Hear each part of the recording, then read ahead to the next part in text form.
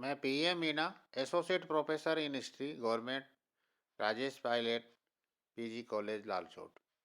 विद्यार्थियों, आज हम बीए पाठ प्रथम प्राचीन भारतीय इतिहास के अंतर्गत बौद्ध धर्म के बारे में चर्चा करेंगे। बौद्ध धर्म के जो संस्थापक थे वो थे महात्मा बुद्ध। महात्मा बुद्ध का जन्म कपिलवस्तु के शाक्य क्षेत्रीय राजा शुद्धोधन के यहाँ 563 ईसा पूर्व में हुआ था। इनका बचपन का नाम सिद्धार्थ था। इनकी माता माया देवी थी।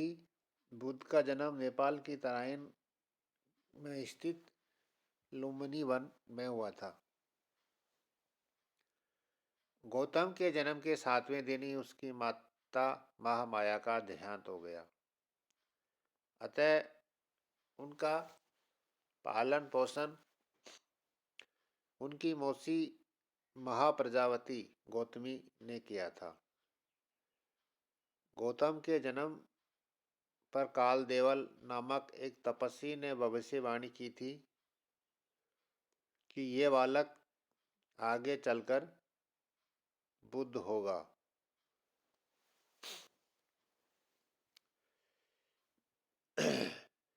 बालक गौतम को पुस्तकीय शिक्षा के अतिरिक्त क्षत्रियोचित सामरिक शिक्षा भी दी गई, परंतु प्रकृत्या चिंतनशील होने के कारण गौतम का मन इन सब सांसारिक विषय से अनुरुक्त न होता था। वह सदैव ही किसी न किसी चिंता में व्यग्र रहते थे। गौतम का प्रारंभिक जीवन बड़ी सुख समृद्धि में बीता। उनके रहने के लिए 3 ऋतुओं के अनुरूप पृथक पृथक 3 प्रसाद बनाए गए थे। राजा शुद्धोधन का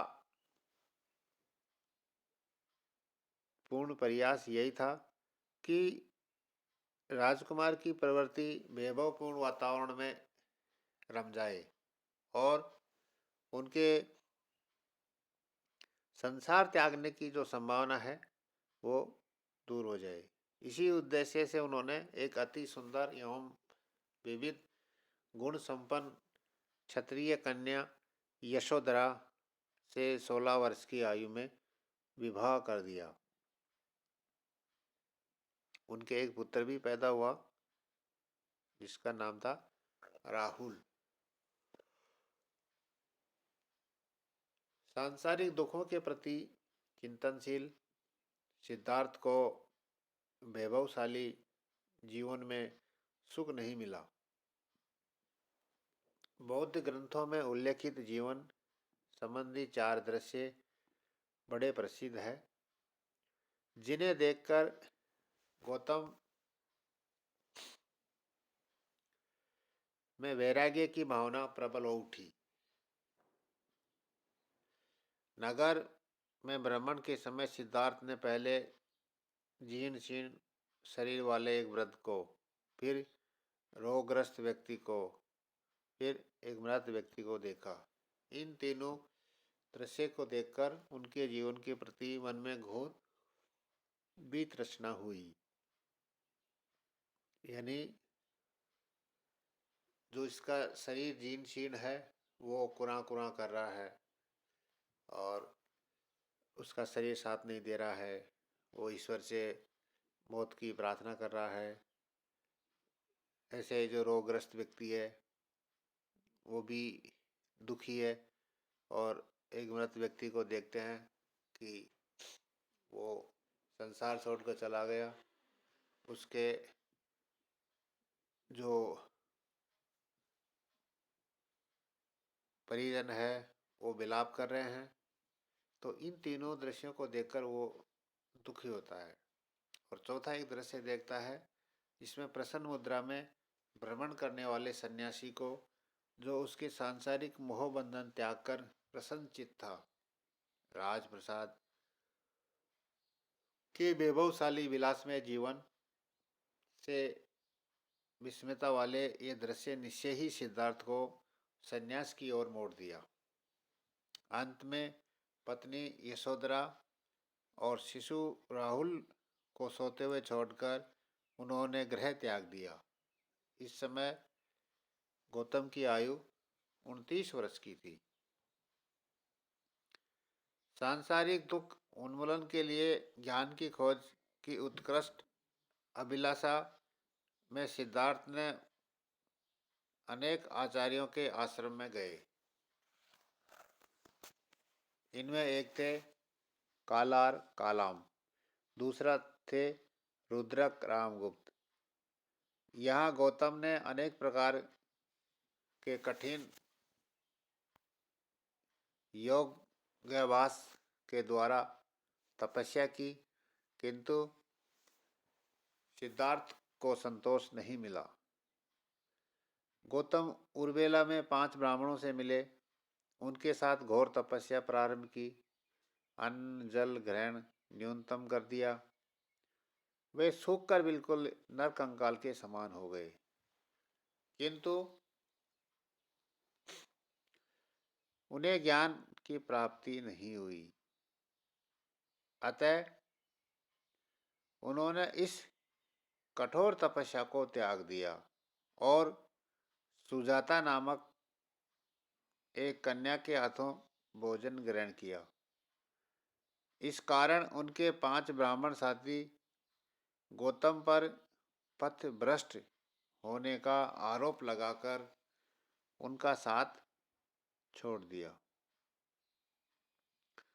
गौतम अब गया चले गए और एक वट वृक्ष के नीचे बैठकर समाधि लगाई और यह निश्चय किया कि चाहे प्राण भले ही चले जाए, परंतु जब तक मुझे ज्ञान प्राप्त नहीं हो जाएगा तब तक मैं अपनी समाधि को भंग नहीं करूँगा। 8वें दिन वैशाख पूर्णिमा पर गौतम को ज्ञान हुआ और इस प्रकार दीर्घ साधना सफल हुई। अब वो बुद्ध कहलाए। अपना पहला उपदेश बोधगया में तपस्सु और बलिक नामक 2 बंजारों को दिया। संसार के हित के लिए उन्होंने धर्म प्रचार करने का निश्चय किया। वे बोधगया से सारनाथ पहुँचे और वहाँ उन्होंने सर्वप्रथम धर्मोपदेश अपने पुराने साथी उन्हीं 5 ब्राह्मणों को दिया जो गया में महात्मा बुद्ध का साथ छोड़कर चले गए थे। यह धर्मोपदेश धर्म प्रचार में महात्मा बुद्ध का प्रथम कार्य था। इसी को बौद्ध परंपरा में धर्म चक्र परिवर्तन कहते हैं। महात्मा बुद्ध ने अपने समस्त अनुयायियों को 4 भागों में विभाजित किया: भिक्षु, भिक्षुणी, उपासक और उपासिका। वर्षा काल में महात्मा बुद्ध बेलुवन और जेतवन में रुकते थे। 45 वर्ष के अनवरत धर्मोपदेश के पश्चात महात्मा बुद्ध 488 या 467 ईस्वी में कुशीनारा में महापरिनिर्वाण को प्राप्त हुए। महात्मा बुद्ध के प्रमुख शिष्य आनंद, सारिपुत्र, उपाली, मोदगयान, सुनीति, देवदत्त, अनुरुद्ध, बिम्बिसार और प्रसेनजित। महात्मा बुद्ध की शिक्षाएं तथा सिद्धांत। बुद्ध के महापरिनिर्वाण के तुरंत बाद ही बौद्ध धर्म अपनी पहली संगति हुई, जिसका उद्देश्य था बौद्ध वचनों को सुरक्षित रखना। बौद्ध धर्म के बारे में हमें विस्तृत जानकारी पाली के त्रिपिटक ग्रंथ सुत्त पिटक, विनय पिटक और अभिधम्म पिटक में मिलती है, जिसमें सुत्त पिटक में बौद्ध धर्म के उपदेश है, विनय पिटक में भिक्षु भिक्षुणियों के संग के दैनिक जीवन संबंधी आचार नियम मिलते हैं, और अभिधम्म पिटक में बौद्ध धर्म के दार्शनिक विचार मिलते हैं। चार आर्य बौद्ध धर्म चार आर्य शिला है, जिन्हें चार आर्य सत्य जो दुख है, दुख समुदाय है, दुख निरोध है और दुख निरोध का मार्ग है। दुख महात्मा बुद्ध के अनुसार चारों ओर दुख ही दुख है। जन्म भी दुख है, जरा भी दुख है, व्याधि भी दुख है, मरण भी दुख है, अप्रिय का मिलन भी दुख है, प्रिय वियोग भी दुख है, इच्छित वस्तु की अप्राप्ति भी दुख है। कहने का अर्थ यह है कि संसार में चारों ओर दुख ही दुख व्याप्त है। दुख समुदाय, ये चतुर्दिक जो दुख दिखाई देता है, महात्मा बुद्ध उसको दुख समुदाय के अंतर्गत बताते हैं। उनकी दृष्टि में दुख का मूल कारण तृष्णा है। रूप, शब्द, गंध, स्पर्श, रस तथा मानसिक तर्क वितर्क विचारों से मनुष्य आशिक करने लगता है और यही तृष्णा को जन्म देता है। तीसरा है दुख निरोध। जिस प्रकार संसार में दुख है, दुख समुदाय है, उसी प्रकार दुख निरोध यानी दुख से छुटकारा भी संभव है। जो दुख का कारण तृष्णा है, अगर हम उसी का मूलोच्छेद कर देंगे तो दुख निरोध संभव है। सांसारिक वस्तुओं के प्रति बिना संन्यास की भावना, ये दुख निरोध है। रूप, वेदना, संज्ञा, संस्कार और विज्ञान का निरोध ही दुख निरोध है। अब इस दुख निरोध का मार्ग है अष्टांगिक मार्ग, यानी 8 इसके चरण है। पहला है समयक दृष्टि, समयक संकल्प, समयक वाणी, समयक कर्मांत, समयक आजीव, समयक व्यायाम, समयक स्मृति और समयक समाधि। ये अष्टांगिक मार्ग अत्यंत ही कल्याणकारी है। मनुष्य के दुखों से छुटकारा दिलाने और निर्वाण के लिए अष्टांगिक मार्ग का अनुसरण आवश्यक है। समयक दृष्टि क्षीर नीर विवेक दृष्टि को कहते हैं। इससे मनुष्य सत्य असत्य, पाप और पुण्य, सदाचार और दुराचार में भेद कर लेता है। 4 आर्य सत्य को पहचानना समयक दृष्टि है। समयक संकल्प, जो संकल्प कामना और हिंसा से मुक्त होता है, उसे समयक संकल्प कहते हैं। समयक वाणी, जो वाणी सत्य, विनम्र, मधुर से समन्वित होती है, उसे समयक वाणी कहते हैं। समयक कर्मांत सत्कर्मों से है। समयक आजीविका विशुद्ध रूप से सदाचार पालन करने का जीवन व्यतीत करने के तरीके हैं। समयक व्यायाम विशुद्ध और ज्ञान युक्त प्रयत्न। समयक स्मृति, अपने कर्मों के प्रति विवेक और सावधानी निरंतर स्मरण रखना।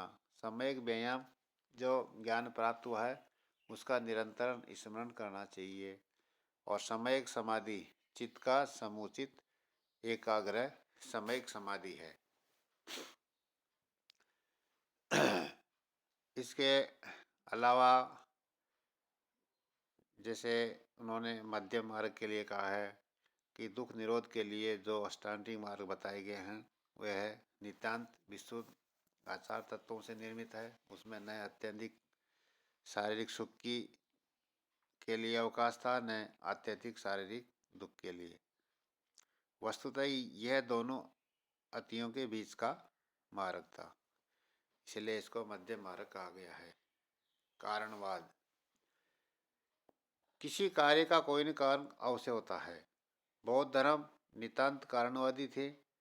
जैसे दुख का कारण तृष्णा है, जन्म मरण का कारण जरा मरण का कारण जन्म है, इसी प्रकार समझने के लिए महात्मा बुद्ध ने जीवन चक्र में 12 कारणों का एक श्रृंखला प्रतिपादित की थी। इस चक्र में जैसे कि अविद्या, संस्कार, विज्ञान, नाम रूप, छड़ाई, यतन, स्पर्श, वेदना, तृष्णा, उपादान, भव, जाति और जरा मरण। तो इस प्रकार यही कारणों की एक इनकी एक श्रृंखला बताई गई है। प्रयोजनवाद, महात्मा बुद्ध नितांत प्रयोजनवादी थे, अतः उन्होंने उन्हीं विषयों का उपदेश दिया जो मनुष्य को परम कल्याण के लिए आवश्यक थे। लोक जीवन और परमात्मा संबंधी अनेक विवादों पर उन्होंने व्यर्थ समझकर छोड़ दिया। इन्हें उन्होंने 10 अकथनीय सिद्धांतों का प्रतिपादन किया है। महात्मा बुद्ध की जो यात्रा का क्रम है, पहले बोध गया, फिर सारनाथ, काशी, उरुवेला, राजगृह और कपिल वस्तु। तो इस तरह से आज हम महात्मा बुद्ध के जीवन और उनके जो उपदेश थे उनके बारे में चर्चा की है, और शेष जो बौद्ध धर्म के अन्य सिद्धांत है वो हम अगले वीडियो में चर्चा करेंगे। और आज का जो हमारा वीडियो है इसको अब हम यहीं पर समाप्त करते हैं।